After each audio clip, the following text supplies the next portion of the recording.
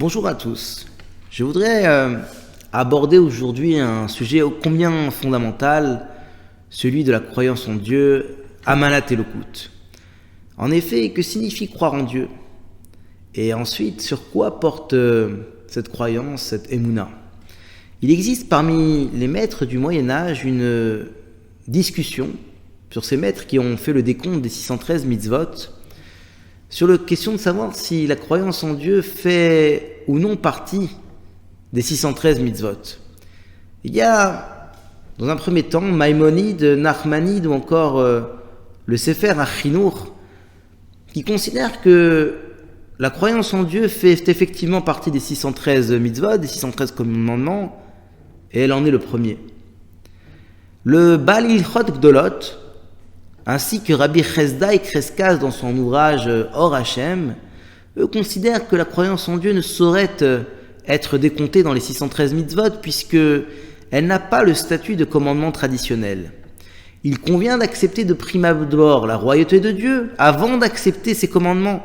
Dès lors, nous disent ces maîtres, la croyance en Dieu est l'axiome de départ sur lequel tout le système des commandements repose, est bâti et ne peut être résumé à un simple commandement. Il doit y avoir un ordonnateur qui préexiste aux ordres qu'il émet, les mitzvot.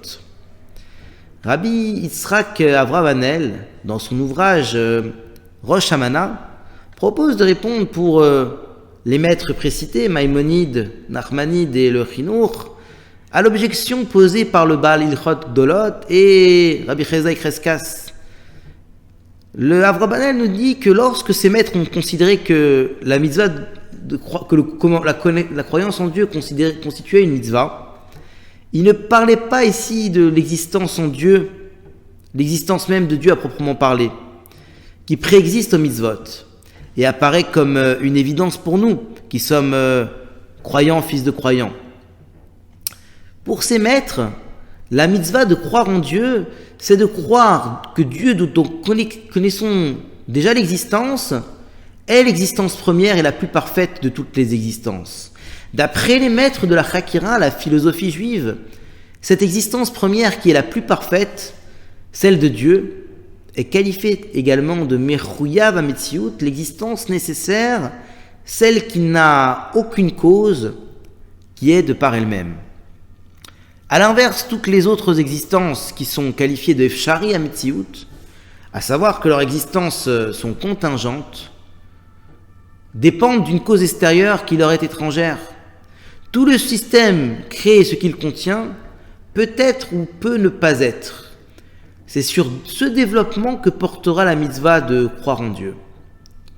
La Chassidoute explique que ce développement fort intéressant n'est pas suffisant. En effet, arriver à la compréhension que Dieu est l'existence première et la plus parfaite de toutes les existences, l'existence nécessaire, Mechouyav HaMetziut, ne nécessite pas finalement d'en appeler à la croyance, la Emouna. L'intellect seul permet d'y parvenir. Dès lors, sur quoi porte la mitzvah de croire en Dieu, la mitzvah de Amanat Elokut?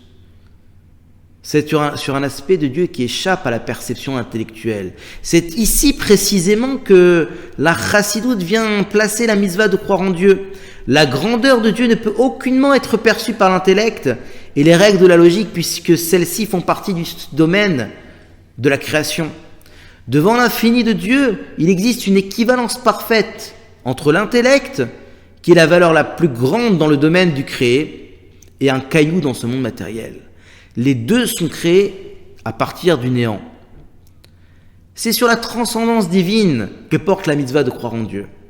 Ce niveau qualifié par la Chassidoute de Sovev Kol Almin. Dieu transcende l'intellect, la logique et toutes les valeurs aussi élevées soient-elles qui font partie du domaine de la création.